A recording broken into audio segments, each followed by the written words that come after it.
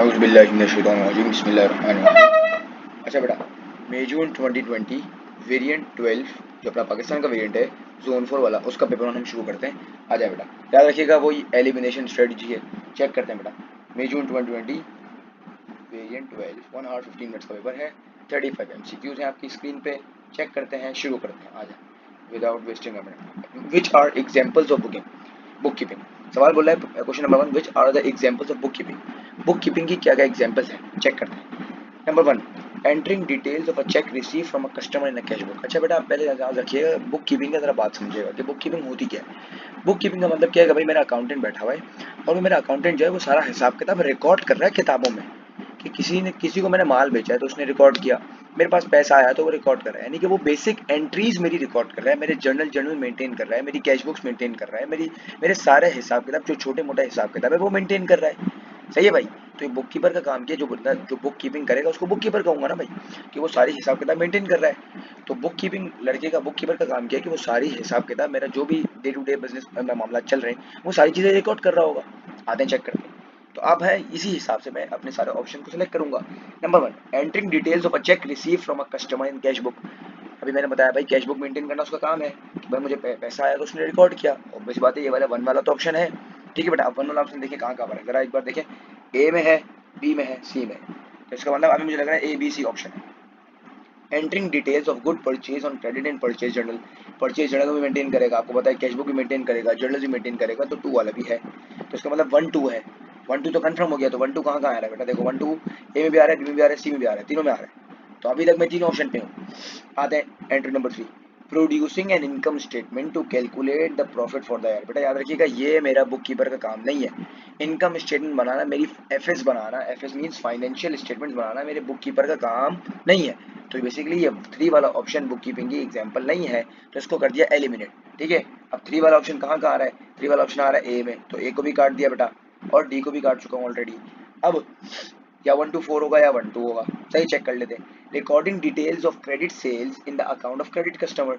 आपको पता है ये भी काम है इसका, डबल एंट्रीज मेंटेन करना। क्रेडिट सेल हो गई तो क्रेडिट सेल्स को भी मेंटेन करना, तो ये तीनों उसके काम है। बेसिकली 1 2 4 तीनों उसके काम है। तो इसका मतलब ये है कि option B is the correct option. ठीक है बेटा, यहाँ तक भाई बात समझ आती है। तो हमें बेसिकली एलिमिनेट करना है इस तरह कि हाँ भाई पहला सब पहला है तो पहला कहाँ का आ रहा है, दूसरा ऑप्शन है तो दूसरा कहाँ का आ रहा है। तो इस तरह खुद ब खुद चीज़ें आसान होती रहेंगी।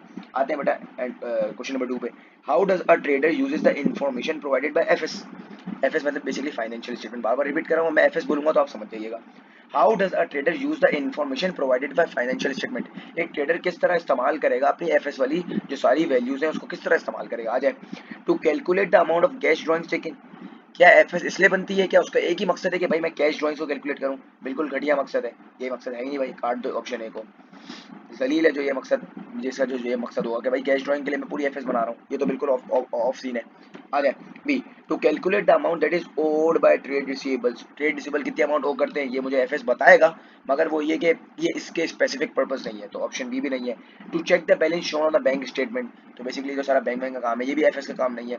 ऑब्वियस यानी कि 3 ऑप्शन सेलेक्ट हो गए तो ऑब्वियसली डी आ गया। अब डी पढ़ लेते हैं बेटा। डी आपको देखो कितनी कितने वाज़ेह तरीके से बता रहा है। तो compare the business performance over a number of years. कि भाई मैं एफएस इसलिए बनाता हूँ ताकि मैं बिजनेस की परफॉर्मेंस को कंपेयर करूँ कि यार पिछले साल से मेरा एफएस क्या मेंटेन कर रही है, यानी कि मेरी फाइनेंशियल्स क्या बता रही है, मेरी प्रॉफिट क्या बता रहा है, मेरा लिक्विडिटी क्या बता रहा है, तो मैं वो इसलिए मेंटेन करता हूँ। तो option D is the correct option. तो ये तीनों ऑप्शंस को मैंने कर दिया एलिमिनेट। अब आते हैं ऑप्शन नंबर 3 पे, यानी कि एमसीक्यू नंबर 3 पे।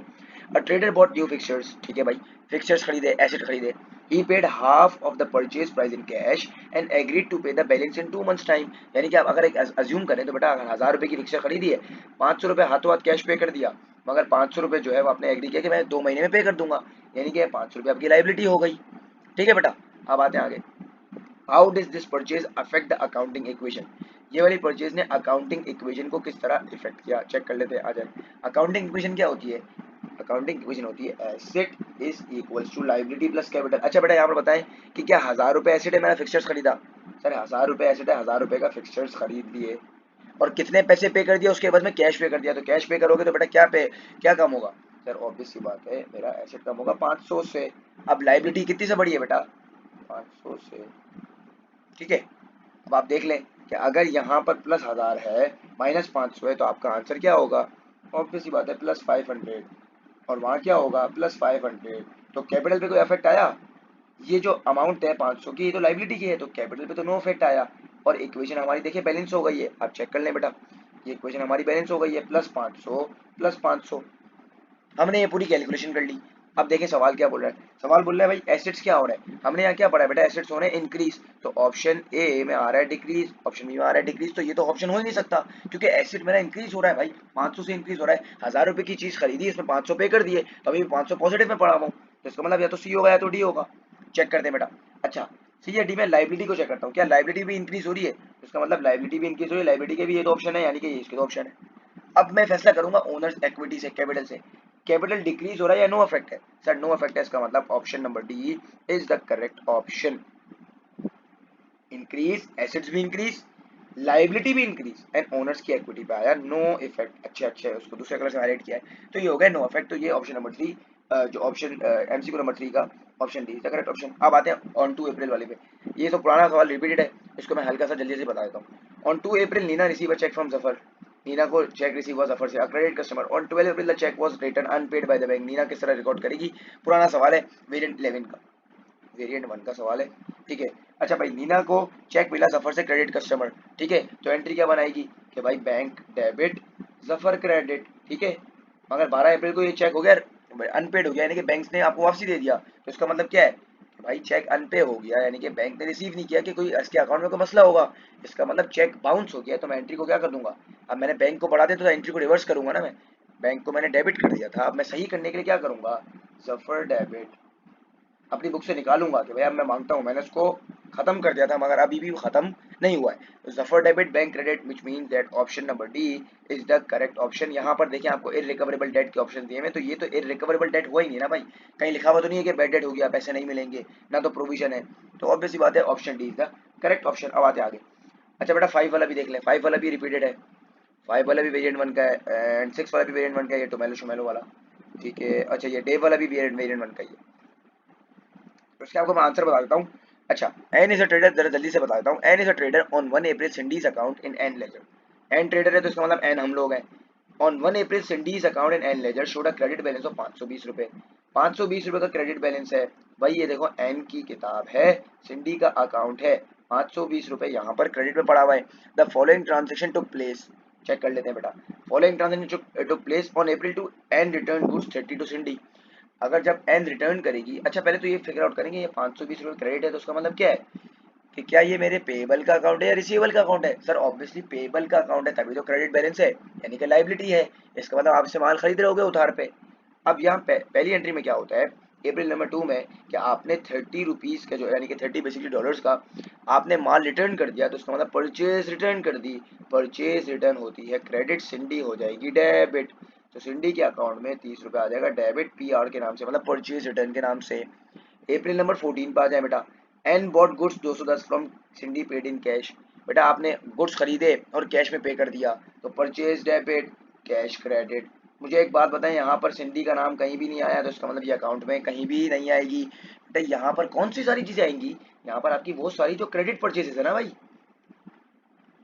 कैश वाली सारी आइटम तो कैश बुक में चली आएंगी, तो ये एंट्री आपको घुमाने के लिए दी, तो इसकी एंट्री की असल औकात जो है वो कैश बुक में है, यहाँ पर नहीं आएगी। अब ये बोल रहा है भाई साल के यानी कि इस महीने के एंड में 30 अप्रैल को एन के लेजर में सिंडी का अकाउंट का बैलेंस क्या होगा, तो आपने बैलेंस निकालना है, सिंपल इज दैट। तो आप क्या करेंगे बेटा, 520 में से 30 को माइनस कर देंगे, तो आपके पास जो अमाउंट आएगी वो आएगी 490 रुपीज की, सी डी इधर बी डी इधर। अब जरा चेक करिएगा सवाल क्या बोल रहा है, सवाल बोल रहा है which statement about the balance is correct, n owe Cindy 490, क्या एन को देने थे सिंडी को 490 रुपए। अच्छा यहाँ लिखा हुआ है 700, 700 वाला तो हमारा सीन ही नहीं है ना भाई, 700 वाले ऑप्शन को तो जिंदगी से निकाल देना है, ठीक है बेटा, या तो ए है या तो सी है, एन ओ सिंडी 490 एन को देने हैं, या फिर लिखा हुआ है सिंडी को देने हैं, सर ऑब्वियस सी बात है एन को देने हैं, विच mean that option A is the correct option. भाई कि अभी भी यहाँ पर बैलेंस ब्रॉट डाउन पड़ा हुआ है क्रेडिट पे, इसका मतलब मजीद लाइबिलिटी पे करना बाकी है, और मैं कौन हूँ बेटा, मैं हूँ एन, ठीक है बेटा, यहाँ तक बात समझ आती है। आते हैं बेटा आगे, goods bought on credit by Tomelo from Tobago return before they are paid, Tomelo keeps a full double entry system, ठीक है भाई, goods bought on credit by Tomelo, Tomelo ने खरीदे, ठीक है बेटा, मैं आपसे बताता हूँ, टोमेलो बायर है, ये सेलर है भाई। सवाल बोल रहा है टोमेलो, देखो यहाँ पर बोला है, सवाल बोल रहा है टोमेलो किस तरह रिकॉर्ड करेगा, टोमेलो ने जब रिटर्न करेगा, टोमेलो ने जब खरीदे तो इसके लिए परचेज है, जब रिटर्न करेगा तो एंट्री क्या बनाएगा, गुड्स बॉट ऑन क्रेडिट। आपसे एक बार देख सकते हैं बेटा, goods bought on credit by Tomelo, Tomelo ने खरीदे टोबैगो से, सही है, तो एंट्री बनाएगा purchase debit Tobago credit, हम इसको बोगो बोलेंगे, ठीक है, बाय वन गेट वन, ठीक है। अब रिटर्न कर दिया, रिटर्न करने में एंट्री में क्या कर देगा भाई, परचेज रिटर्न को कर देगा, इसको Tobago debit and p r purchase return कर देगा क्रेडिट। सवाल क्या बोल रहा है, सवाल बोला यार ये रिटर्न जो है, बेसिकली देख लें सवाल क्या बोल रहा है, सवाल बोला ये रिटर्न कहाँ रिकॉर्ड करेगा, बेटा कैश बुक पे रिकॉर्ड करेगा। कैश बुक तो बेटा बिल्कुल घटिया बात करते हैं एग्जामिनर ने, कैश बुक तो भाई कैश और बैंक की बातें करेगा, क्या जनरल लेजर में करेगा, या जनरल लेजर परचेज लेजर में करेगा, या सिर्फ परचेज में करेगा। बेटा याद रखना बेटा कि ये जो अकाउंट है ना, ये वाला टोबैगो वाला, ये वाला अकाउंट इसका है purchase return, basically purchase return कर रहा है ना, तो ये सारी चीजें रिकॉर्ड करेगा पीएल में, परचेज लेजर में, और परचेज रिटर्न का जो अलग से अकाउंट बनाएगा वो बनाएगा जीएल में, जनरल लेजर में, सही है। तो इसका मतलब यहाँ पर ये ऑप्शन सी सेलेक्ट करेगा कि जनरल लेजर भी ड्रॉ करेगा, क्योंकि दो अकाउंट्स हैं, परचेज लेजर भी ड्रॉ करेगा। क्यों, क्योंकि बेटा डुअल एस्पेक्ट कॉन्सेप्ट है ना यार, डुअल एस्पेक्ट कॉन्सेप्ट बोलता है कि एंट्री को डबल मतलब डबल सिस्टम में रिकॉर्ड करो, तो ये डुअल एस्पेक्ट कॉन्सेप्ट के हिसाब से चलेगा, सिर्फ जनरल जनरल में नहीं करेगा, जनरल लेजर में नहीं करेगा, और सिर्फ परचेज लेजर में भी नहीं करेगा। तो यहाँ तक हमें बात समझ आती है कि option number C is the correct option. अब आते हैं आगे बेटा, Dave supply goods to Peter on credit, हम लोग डेव है भाई, on 1 April Peter owed Dave 440, यानी कि पीटर को देने थे, ओड का मतलब हैज टू पे, देव को देने थे 440, हम कौन है बेटा, देव है, तो हमें मिलने के हैं 440, क्यों मिलने के बेटा, क्योंकि आपने माल उसको बेचा होगा, आपका कस्टमर है भाई, लड़का कस्टमर है। देव सेंट और रिसीव द फॉलोइंग डॉक्यूमेंट्स, ये देव को और डॉक्यूमेंट रिसीव हुए, इनवॉइस को, इनवॉइस जरिए को बेसिकली 360 रुपए की इनवॉइस मिली है, दी है, इनवॉइस ऑब्वियसली बात है दी होगी, इसका मतलब इस लड़के ने, जो पीटर है वो लड़का आया और 7 अप्रैल को और माल खरीद कर गया, जब माल खरीदेगा तो पैसा मिलेगा, ये प्लस हो गए। Cheque after detecting 11 cash discount, 429 रुपए लड़के ने पे कर दिए, डिडक्ट कर दिया डिस्काउंट, तो अमाउंट कितनी थी, अमाउंट थी 440, सर कैसे पता चला 429 थी, बेटा 11 रुपए का डिस्काउंट प्लस कर दोगे अमाउंट आ जाएगी 440 रुपीज, 440 से इसका अकाउंट क्या हो जाएगा, खत्म हो जाएगा, बाकी जो 11 रुपए वो मैंने डिस्काउंट दे दिया उसको, तो उसकी टेंशन नहीं है। अभी मैं आपको ये कहना चाह रहा हूँ कि इसके अकाउंट से कितना खाता माइनस होगा, सर 440 हो जाएगा माइनस, माइनस क्यों कर रहा हूँ बेटा, लाइवली उसकी जो रिसीवर्स कम हो रहे हैं ना, रिसीवर्स पे ऑफ हो रहे हैं, एसेट कम हो रहा है, जा रहा है, सिंपल खत्म हो रहा है। आते हैं अब 13 पे आते हैं, 7 हो गई, 12 हो गई, 13, 13 मतलब डेबिट नोट, डेबिट नोट कौन बेटा कौन बेचता है, बायर भेजता है सेलर को, फिर सेलर भेजता है क्रेडिट नोट, तो बायर ने भेजे, पीटर ने भेजे 50 रुपए की, यार ये तेरा माल मुझे सही नहीं लगा, तेरे माल में कुछ डिफेक्ट है, तो भाई रिटर्न करना चाह रहा हूँ मैं, और सामने से मैंने 15 को क्रेडिट नोट भी इशू कर दिया कि मैंने उसकी जो है ना बेसिकली उसकी परचेज रिटर्न को मैंने एक्सेप्ट कर दिया, तो अब वो कितने मुझे पैसे कम देगा, 50 रुपए कम देगा, सिंपल। अच्छा अब ये 100 रुपए नहीं देना बेटा, ये डेबिट नोट और क्रेडिट नोट के बेसिकली सीन ये होता है कि डेबिट नोट बायर भेजेगा सेलर को, फिर सेलर जो है ये बायर को भेज देगा एज एन एक्नॉलेजमेंट कि हाँ भाई लड़के तेरे गुड्स रिसीव हो गए, ठीक है मैं तेरे को अब माल वापसी कर रहा हूँ, यानी कि 50 रुपये मैं तेरे काट रहा हूँ, समझ आ रही बात। तो अब इसको मैं करूंगा 440 प्लस 360, यानी कि बेसिकली मैं कर देता हूँ, उसका आंसर आएगा 310, इसका आंसर आ जाएगा 310, which means option B is the correct option. अब आते बेटा आगे, सारे पुराने वाले थे बेसिकली, आ जाए। अब business sold goods with list price of 50 each, ठीक है भाई बिजनेस बेच रहा है 50 ईच, हर प्रोडक्ट पे 50 रुपीज का बेच रहा है। The terms of trade word, trade के कुछ टर्म्स थे, वो क्या थे चेक कर लेते बेटा। Trade discount for more than 20 items bought, अगर एक बंदा आया उसने 20 आइटम्स बॉट किए, 20 से ज्यादा आइटम्स बॉट किए, तो उसको मैं 10% का डिस्काउंट दे दूंगा, ट्रेड डिस्काउंट दूंगा। फिर cash discount if customer page with in 30 days, cash discount उस सूरत में दूंगा जब कस्टमर मुझे 30 दिन के अंदर पे कर दे, और कितना दूंगा बेटा 4% का, ठीक है। ये ट्रेड डिस्काउंट है जो at the time of purchase होता है, ये कैश डिस्काउंट होता है जो बेसिकली अर्ली पेमेंट्स के लिए होता है। सवाल क्या बोल रहा है, how much was received in full settlement from a customer who bought 25 items and paid after 35 days, बेटा 25 आइटम पे किए, जरा देखना क्वालिटी देखना इसकी, 25 आइटम्स पे किए हैं मतलब 25 आइटम खरीदे हैं, तो उसका मतलब इसको पे ट्रेड डिस्काउंट मिलेगा, टेक मार दो। And paid after 35 days, 35 days के बाद पे किया, तो उसका मतलब ये लड़का कैश डिस्काउंट के लायक नहीं है, कैश डिस्काउंट उसको नहीं मिलेगा, सिर्फ इसको ट्रेड डिस्काउंट मिलेगा। अब 25 बेटा 25 आइटम्स आपने बेचे हैं, और एक आइटम जो बेच रहे हो वो बेच रहे हो 50 रुपए का, इसका मतलब आपने कितने के बेचा होगा बेटा, आपने बेचा होगा तकरीबन 1250 रुपए का, 1250 रुपए का आपने इसको आइटम बेचा है, ठीक है। अब ऑब्वियसली बात है, जब 25 आइटम खरीद रहा है तो आप इसको ट्रेड डिस्काउंट भी दोगे। कितना डिस्काउंट दोगे बेटा? 10% का इसको डिस्काउंट दोगे, तो आप दोगे 125 रुपये का डिस्काउंट दोगे। 1250 का आप 10% निकालो तो आपका यही आता है। फिर 1250 में से आप 125 माइनस करोगे तो आपका आंसर आएगा 1125। चेक करना बेटा। तो मुझे कितने पैसे मिलेंगे? 1125 मिलेंगे। अब सर ये 35 डेज वाला डिस्काउंट माइनस नहीं होगा, क्योंकि इसने क्या बोला? With in 30 days. अगर 30 डेज के अंदर आ जाएगा तो दूंगा, वरना नहीं दूंगा भाई, सिंपल इज दैट। तो इसका मतलब 1125 is the correct option, which means option number C is the correct option. तो हमें यहाँ तक बात हमें समझ आती है।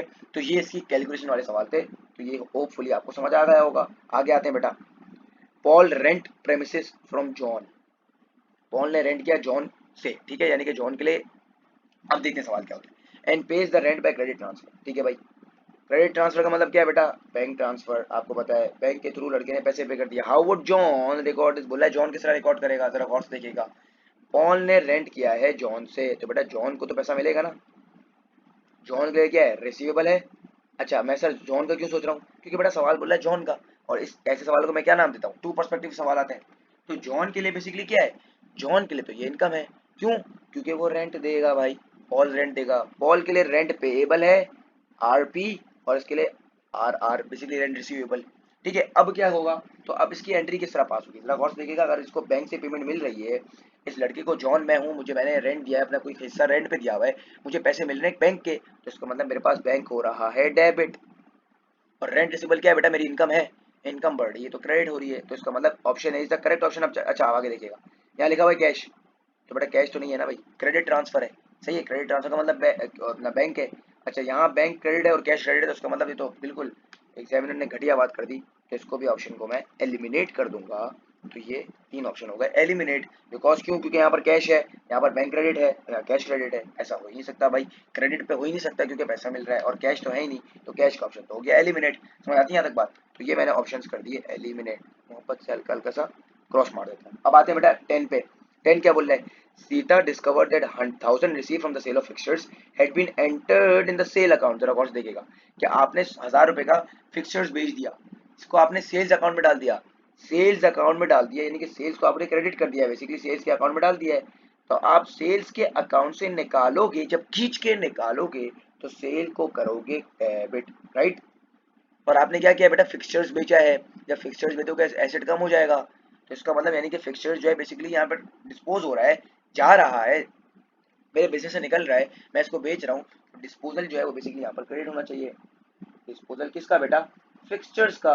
डिस्पोजल क्यों बोल रहा हूँ? क्योंकि मैंने आपको बताया था कि जब भी मैं एसेट बेचता हूँ तो मैं डिस्पोजल का नाम इस्तेमाल करता हूँ। अब आ जाए बेटा एंट्री देखते हैं। एंट्री क्या बोला है? Bank debit. बेटा बैंक की तो बात ही नहीं कर रहा ना, बैंक का तो यहाँ कोई इरादा ही नहीं है। तो ये मैंने गलत अकाउंट में पोस्ट कर दी है। ठीक है, तो इसका मतलब ये है कि ये बैंक वाली जो चीजें यहाँ आ रही है, यहाँ आ रही है, ऑप्शन कर दो, हटा दो, जिंदगी से हटा दो। ठीक है बेटा, आते हैं ऑप्शन नंबर सी पे। Sales debit disposal of fixtures credit. अब देखना, सेल्स डेबिट फिक्सचर्स क्रेडिट, यहाँ पर भी वही बात लिखी हुई है, तो आप इसमें से कौन सा ऑप्शन चूज करोगे? डी वाला या सी वाला? बेटा डिस्पोजल, डिस्पोजल वाला इस्तेमाल करोगे, क्योंकि इसने एग्जामिनर ने वर्ड इस्तेमाल किया ना डिस्पोजल। डिस्पोजल मतलब माल बेचा है। यहाँ भी वही बात समझ, मतलब वही बात कर रहा है, मगर ये है कि ये ज्यादा ऑप्शन फीजिबल है क्योंकि डिस्पोजल का वर्ड इस्तेमाल कर दिया। यहाँ तक हमें बात समझ आती है। तो डिस्पोजल क्यों? क्योंकि एसिड बेचा, तो इसका मतलब option C is the correct option. अब आते हैं बेटा 11 पे। 11 क्या बोल रहा है बेटा? जरा गौर से देखिएगा। The total of a trial balance did not agree and 200 was debited to a suspense account. इसका मतलब क्या है बेटा? कि ट्रायल बैलेंस का बैलेंस एग्री नहीं हुआ, और 200 को जो है ना सस्पेंस को मैंने 200 डाला डेबिट पे। ठीक है, इसका मतलब जरा गौर से देखिएगा। सस्पेंस को 200 डाला डेबिट पे। सस्पेंस को 200 क्यों डाला डेबिट पे? ताकि वो क्रेडिट साइड से इक्वल हो जाए। इसका मतलब क्रेडिट साइड जो है वो बढ़ी हुई थी, उसको सेम करने के लिए मैंने सस्पेंस डाल दिया डेबिट पे 200, ताकि मेरा अमाउंट बैलेंस ऑफ हो जाए। ठीक है। On checking the books it was found that two errors have been made. मैंने जब बैक बुक्स चेक की तो मुझे अंदाजा हुआ कि मैंने यार दो गलतियां कर दी हैं। आ जाए, पहली गलती क्या है? A sales invoice for 700 had been recorded in the sales journal at 770। Originally करना था 700, मैंने 770 कर दिया है। और से देखिएगा बेटा, सेल्स बेसिकली होती है क्रेडिट की, मैंने क्रेडिट पे 700 लिखना था, मैंने 770 लिख दिया है। यानी कि 70 से, सुनना, 70 से मैंने क्रेडिट को बढ़ा दिया है। 70 से मैंने क्रेडिट को बढ़ा दिया है ना बेटा, जरा गौर से देखिएगा। 70 से मैंने क्रेडिट को बढ़ा दिया है, तो हमें यह बात समझ आ रही है। 70 से बढ़ा दिया तो यानी कि देखे ना यहाँ पर क्रेडिट बढ़ा हुआ था ना बेटा, 70 से एक बढ़ा हुआ था। ठीक है, अब चेक करते हैं आगे क्या बोल रहा है। आगे देखिएगा, सवाल खुद हिंट है, हिंट देगा। The sales journal had been totalled incorrectly, और फिर सेल्स जर्नल के जो टोटल था वो भी मैंने इनकरेक्टली, मतलब टोटल जो है उसका मैंने बिल्कुल सही टोटल नहीं किया था। ठीक है, अब किस तरह टोटल किया था उसके बाद आगे सवाल पूछते हैं, आगे ऑप्शन देते हैं, ऑप्शन क्या है। What was the error made in totalling the sales journal, बोल रहा है क्या एरर हुआ था टोटल करने में, भाई टोटल करने में क्या एरर हुआ था, जरा गौर से देखिएगा। बेटा आप मुझे बताएं कि यहाँ पर मेरा बेसिकली मैंने 200 को अपनी क्रेडिट को 200 से बढ़ाया हुआ था, 200 से कैसे बढ़ाया हुआ था, कैसे अंदाजा हुआ, क्योंकि यहाँ पर मैंने सस्पेंस ऐड किया था। अच्छा 200 में से 70 जो थे, 70 तो मैंने सेल से बढ़ाया था। अब डिफरेंस क्या बच गया, 130 का बच गया। अब 130 का डिफरेंस बच गया है तो 130 से और बढ़ाया होगा ना, ताकि तभी तो ये टोटल 200 बड़ा बना होगा, 200 बना होगा तभी मैंने सस्पेंस पे 200 डाला होगा डेबिट पे। तो 130 रुपए से और बढ़ाया होगा, डिफरेंस निकाला, टोटल दिखाया, डिफरेंस निकाला कि 130 रुपए से और मजीद बढ़ा होगा, तभी तो ये मसला हुआ है। अच्छा अब देखना सवाल क्या बोल रहा है, सवाल बोल रहा है what was the error made in totalling the sale journal. So total करने में क्या गलती हुई, पहली गलती तो ये हुई कि 70 से एक बढ़ाया हुआ था, दूसरी गलती ये हुई कि डिफरेंस जो आया वो 130 उससे भी बढ़ाया हुआ था। तो इसका मतलब टोटल कितने से बढ़ाया था बेटा, 200 से आपने क्रेडिट को बढ़ाया हुआ था, इसी वजह से आपका बैलेंस नहीं आ रहा था। तो उसका मतलब आपने ओवरकास्ट किया हुआ था 200 से, which mean that option B is the correct option. देखो बेटा टोटल बोल रहा है तो सिर्फ 130 लिख के नहीं आ जाना, टोटल कह रहा है, टोटल कि 70 पे की पहले गलती की, 130 की बाद में गलती की, टोटल कह रहा है, तो इसका मतलब 70 ये 130 वाला ऑप्शन जो है वो बिल्कुल एलिमिनेट कर दो। 130 या तो ओवरकास्ट है तो अंडरकास्ट, ओवरकास्ट किया हुआ है तभी तो बेटा क्रेडिट का बैलेंस बढ़ा हुआ है, समझ आ रही है बात। तो ये है ओवरकास्ट, ओवरकास्ट का मतलब होता है ओवर वैल्यू, ठीक है बेटा। अंडरकास्ट का मतलब अंडर वैल्यू, अंडर स्टेट, ये एग्जामिनर ये वर्ड इस्तेमाल कर सकता है। आगे आते हैं बेटा 12 पे, 12 भी रिपीटेड है, वेरिएंट 1 वाली। The income statement of a business showed a loss for the year 16,000 रुपए, ठीक है। On checking the books the following errors were discovered, मुझे कुछ एरर्स डिस्कवर्ड हुए, क्या, no adjustment have been made for insurance prepaid, जरा कॉस्ट देखिएगा बेटा, 16,000 रुपए का आपका लॉस है, तो मैं लिखता हूँ नेगेटिव 16,000, 16,000 का लॉस है। No adjustment had been made for insurance prepaid, मैंने इंश्योरेंस को जो प्रीपे किया था उसकी एडजस्टमेंट पे ही नहीं की थी, मतलब उसकी एडजस्टमेंट मैंने लगा ही नहीं थी। फिर जब इंश्योरेंस प्रीपे करूंगा तो मेरा एक्सपेंस क्या हो जाएगा, मेरा एक्सपेंस हो जाएगा कम,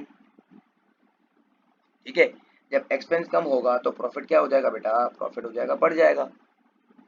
अब मुझे बताओ ये 480 रुपए की अमाउंट, जरा और सोचिएगा, ये 480 रुपए की अमाउंट क्या मेरे लॉस को कम करेगी या बढ़ाएगी, सर कम करेगी, तो कम करने का मतलब ये 480 हो जाएगा प्लस, ठीक है बेटा।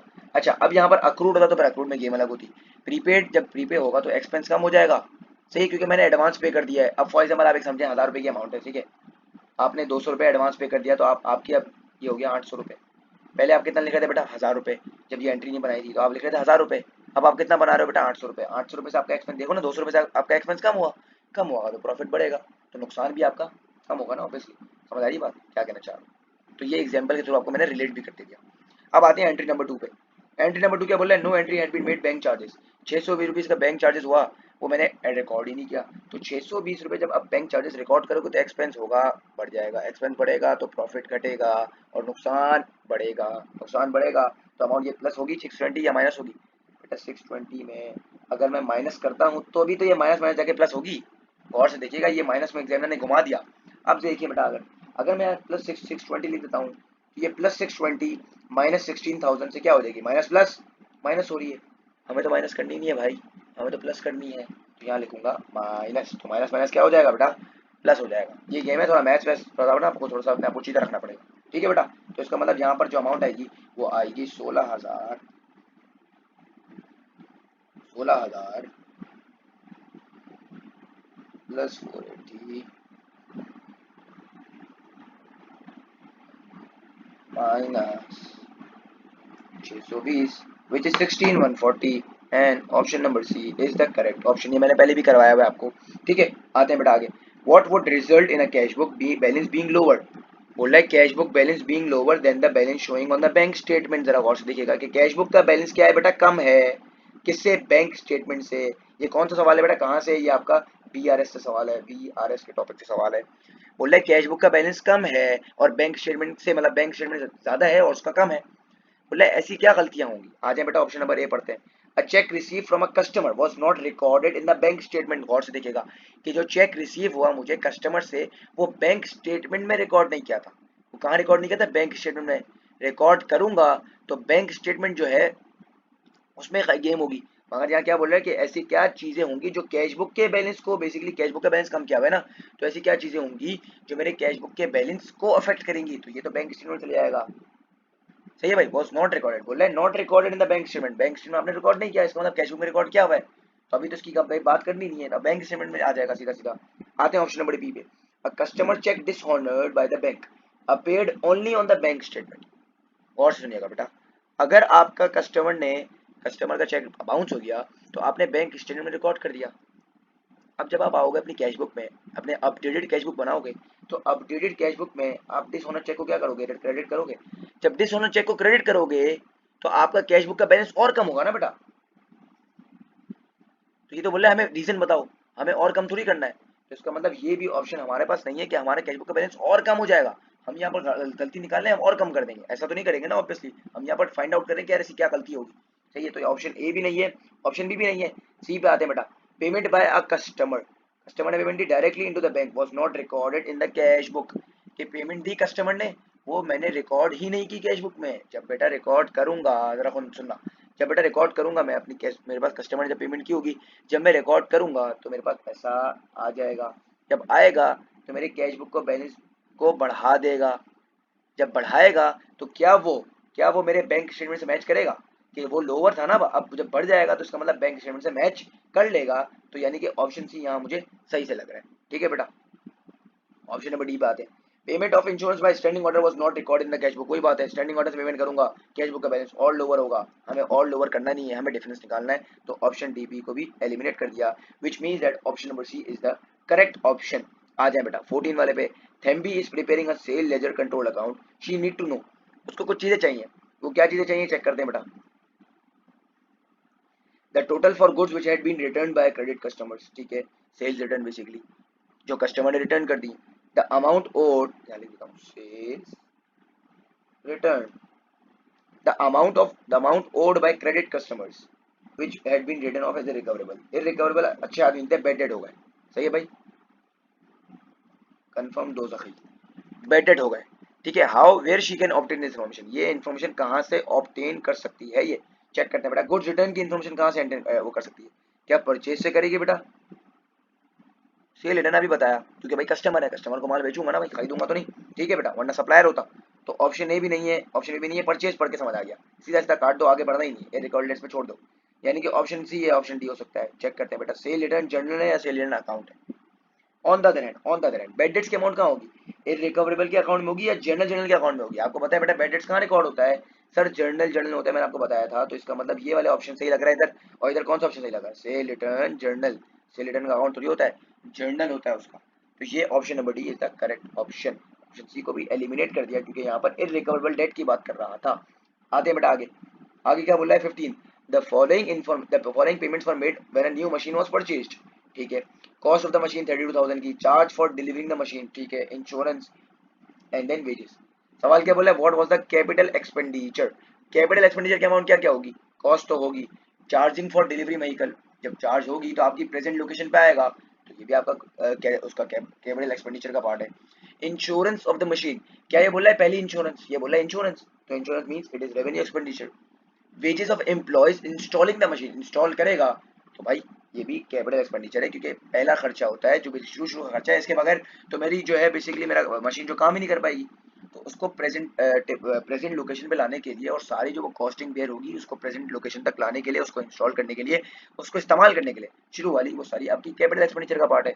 तो विच mean that 32,000 plus 1800 this amount plus this which is 32 plus 1.8 plus 1.3, तो आपका जो आंसर आएगा वो आएगा 35,100, 35,100 which mean that option number C is the correct option. आते हैं बेटा 16 पे, 16 क्या बोल रहा है, ये 16 देखा देखा लग रहा है, वही है बेटा, वेरिएंट वन वाला है, वेरिएंट वन वाला है, चेक कर लेते हैं। A non current asset was depreciated at the end of first year of ownership using the SLM based on the following information, cost दी हुई है, स्क्रैप वैल्यू दी हुई है, लाइफ दी हुई है।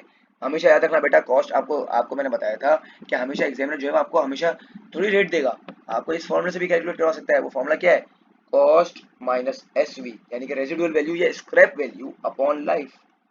कॉस्ट है 20,000 माइनस 4,000 अपॉन 4, तो 20 माइनस 4 करेंगे 16, 16 डिवाइड बाय करेगा 4000, आपकी आ गई डेप्रीसिएशन।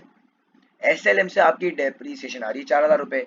अभी तक मैं आगे बढ़ा नहीं हूं, मैंने कैलकुलेशन कर ली, अपने दिमाग में मैंने इजीनेस कर ली, टेंशन नहीं है, कैलकुलेशन कर ली। आगे एग्जामिनर जाहिर है कैलकुलेट करवाएगा कुछ ना कुछ इसी तरह की मामला देखेगा। आगे it was found that the reducing balance method 30% per annum should have been used. ये बोल रहा है यार, ये देखा गया कि 30% एनम यूज यानी कि 30% आरबीएम पे यूज करना था। मैंने देखा बेटा क्या कर दिया है, 4000 रुपए कर दिया है, एसएलएम इस्तेमाल कर दिया है।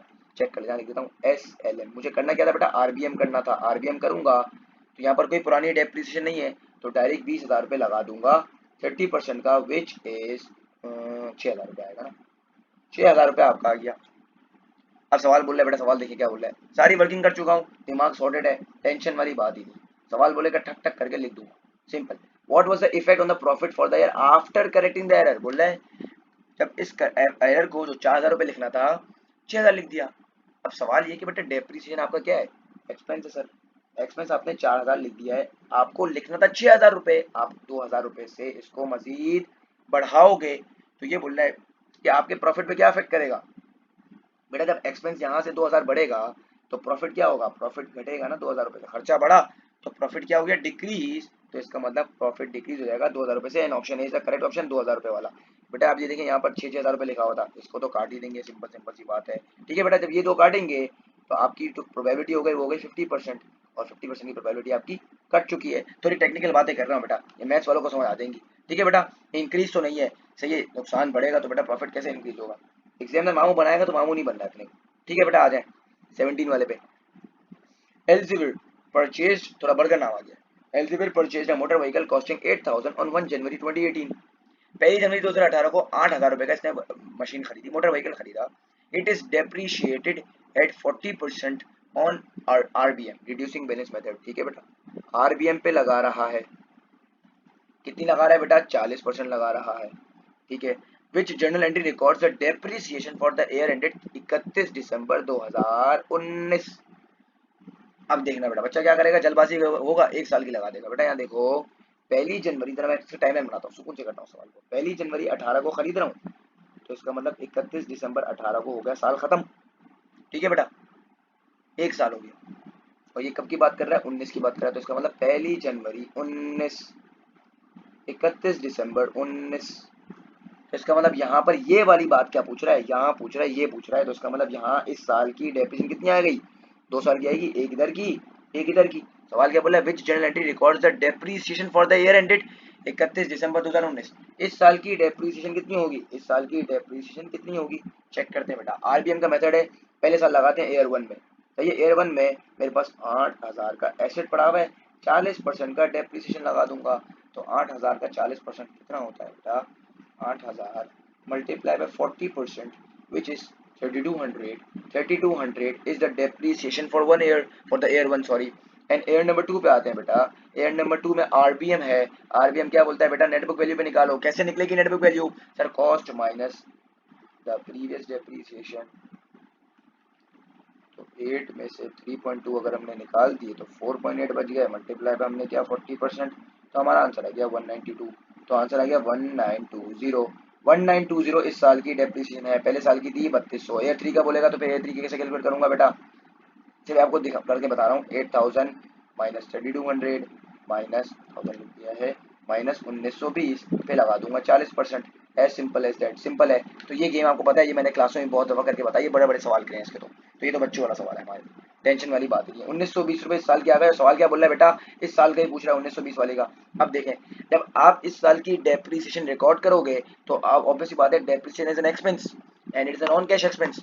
तो आप 1920 से रिकॉर्ड करोगे, तो यानी कि 1920 यहाँ आ रहा है ऑप्शन ए में, ऑप्शन सी में आ रहा है। 3200 तो आ नहीं रहा। 3200 देखिए एग्जामिनर ने कैसे घुमाया, ईयर 1 की लिख दी। हमें तो बेटा डेटे पढ़नी थी, कोई बच्चा क्या होगा 3200 पे टिक मार देगा। तो ऑप्शन बी और ऑप्शन डी तो हो ही नहीं सकता, क्योंकि 19 की बात की है। तो हमने यहाँ से क्या सीखा कि डेट्स बहुत ज्यादा जरूरी है। आंख नाक को कान खोल के, सब खोल के पढ़ना है, सब खोल के सवाल हमें पढ़ना है, अपने जिस्म के तमाम आज़ा इस्तेमाल करने। ठीक है, अब आते हैं income statement debit provision for depreciation of motor vehicle credit. या ये होगा या तो provision for depreciation debit motor vehicle credit. अबे मोटर व्हीकल कहाँ क्रेडिट होगी, इनकम स्टेटमेंट डेबिट होगी, बिकॉज एक्सपेंस है, एक्सपेंस बढ़ेगा तो इनकम स्टेटमेंट डेबिट होगी। आपको पता है वो ट्रांसफरिंग एंट्री वाला पूरा हिसाब किताब है। तो 1920 debit 1920 credit and provision for depreciation of motor vehicle credit and because क्योंकि ये कॉन्ट्रा का अकाउंट है, कॉन्ट्रा एसेट का अकाउंट है। इस बारे में लंबी गुफ्तगू कर चुका हूँ मैं। इनकम स्टेटमेंट डेबिट बिकॉज ये एक्सपेंस है और एक्सपेंस एंड में ट्रांसफर हो जाएगा तो इनकम स्टेटमेंट में ट्रांसफर होगा, इनकम स्टेटमेंट को बढ़ा देगा, एक्सपेंस को बढ़ा देगा। तो which means that option number A is the correct option. हल्का हल्का सा टिक लगाता हूँ ताकि खूबसूरती मेंटेन रहे। ठीक है बेटा, आ जाए 17 वाला हो गया, 18 वाला आते हैं। 18 वाला क्या बोल रहा है, 18 वाला भी 500, हाँ ये तो पुराना है। Alice financial year end on 31 December on the balance on the books 1 January 2020 included the following। ठीक है भाई, क्या बोल रहा है, कमीशन रिसीवेबल, रेंट रिसीवेबल। बेटा दोनों रिसीवेबल है, इसका मतलब दोनों इनकम है।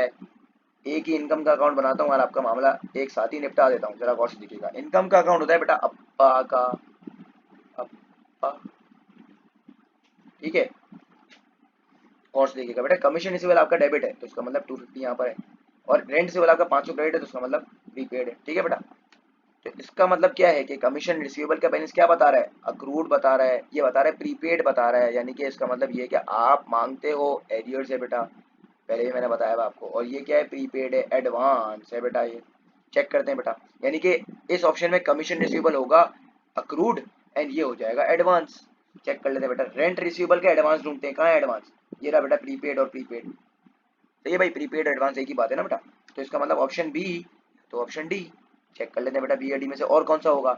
इनकम क्या है, इनकम बेटा प्रीपेड है, आउटस्टैंडिंग है, सर ऑब्वियसली बात है आउटस्टैंडिंग है, अक्रूड है, which means that option B is the correct option. Elimination strategy जो है ना चीता कर देगी मुझे, सही है बेटा, याद रखिएगा, इवेंचुअली आप सही ऑप्शन पे आ ही जाएंगे। तो option B is the correct option. आते हैं बेटा आगे, आगे क्या बोल रहा है। अब थोड़े पाप वाले सवाल आ गए, सही है बेटा। चेक करते हैं सवाल क्या बोल रहा है। Annual rent income due from Kumar अटेनिटी इस 3600 रुपये। क्या है? सालाना जो इनकम आती है मुझे, यानी कि उससे जो मैं जो ये इनकम है ना, ठीक है याद रखिएगा, तो ये रेंट इनकम है आपकी, ठीक है। रेंटल इनकम जो मुझे आ रही है वो आ रही है सालाना 3600 रुपये की। Eight the start of the year Kumar had prepaid rent of 900 रुपये। कुमार ने प्रीपे कर दिया रेंट, ठीक है, 900 रुपये। At the end of the year he owed 2 month rent, और एंड में ही ओड, ओड का मतलब बेटा आपको पता है, ओड का मतलब होता है अक्रूड, एरियर्स, आउटस्टैंडिंग, ड्यू, कुछ भी बोल दे बेटा। एग्जाम में आजकल ये सारी टर्मिनोलॉजीज भी गेम खेलता है बच्चा, कंफ्यूज होता है, तो मैंने आपको सारी टर्मिनोलॉजी लिख के दे दी, अक्रूड, एरियर्स, आउटस्टैंडिंग, ड्यू। ठीक है बेटा, तो अब देखते हैं क्या है। अब सवाल बोल रहा है हाउ मच रेंट रिसीव, सवाल की बेटा वर्डिंग पे देखिएगा, how much rent was received from Kumar, हमें कितना रेंट रिसीव हुआ। ठीक है, कुमार क्या है बेटा, इसको मैंने कुछ अपना हिस्सा दिया हुआ है अपने ऑफिस का, अपने कुछ प्रेमिसेस का, और वो मुझे पैसा दे रहा है, तो इसका मतलब ये मेरी रेंटल इनकम है, तो मैं रेंट इनकम का अकाउंट बना रहा हूँ। ऊपर इनकम का अकाउंट बना के आया हूँ तो पता है अप्पा है बेटा। अच्छा बेटा ये बताएं कि रेंट इनकम में बैंक की अमाउंट कहाँ आती है। सर बैंक की अमाउंट आती है क्रेडिट पे। इसके बारे में वजाहत करूंगा बेटा। वजाहत क्या है कि बेटा अगर आपके पास इनकम आएगी, इनकम आएगी, एंट्री क्या बनाओगे, sir bank debit, rent income credit, right. तो रेंट इनकम यहाँ क्या हो रहा है बेटा, क्रेडिट हो रहा है। अपने अकाउंट में क्या होगा बेटा, क्रेडिट होगा, किसके नाम से, सर बैंक के नाम से हो रहा है इस तरह। देखिए पूरी मैंने वजाहत की हुई है क्लासों में, पूरी बताई हुई है कि बेटा इसके पीछे क्या लॉजिक है, इसके पीछे क्या वाई है। सही, वाई पढ़ाया मैंने, सही है कि वाई ये क्यों हो रहा है। ठीक है, तो ये एंट्री होगी। अब सवाल क्या बोल रहा है कि हर महीने, और यहाँ जो डिफरेंस आ जाएगा वो चले जाएगा आई एस में, ये आपको पता है, ये इसका पूरा बैटर्न है, फिर वो बेडेड वाली सारी कहानी है। आते हैं सवाल बोल रहा है at the start of the year Kumar had prepaid rent of 900 रुपये, प्रीपेड रेंट था यानी कि 900 रुपये प्रीपे था, अक्रूड कुछ भी था, डैश मार दिया। ठीक है, at the start of year गया, at the end of year he owed 2 month rent, कि at the end he owed मतलब अक्रूड है, यानी कि अमाउंट क्या आएगी, अब 2 महीने का रेंट है। अबे भाई 2 महीने का कैसे निकालूं सर, बेटा 3600 रुपये का अगर पूरे साल का है तो 2 महीने का कैसे निकालोगे। 3600 यहाँ करता हूँ ताकि पीडीएफ में आपके पास यहाँ है, 3600 divided by 12 which is 300, right. 300 रुपये आपका है एक महीने का, तो इसका मतलब 2 महीने का कितना होगा सर, 600 रुपये। तो 600 रुपये अक्रूड है लड़का। अब देखिएगा बेटा सवाल क्या बोल रहा है, how much rent was received, कितना रिसीव हुआ। भाई यार लैपटॉप बंद हो गया है, तो मैं ये अगली रिकॉर्डिंग में इसको ना पूरा कवर अप करता हूँ।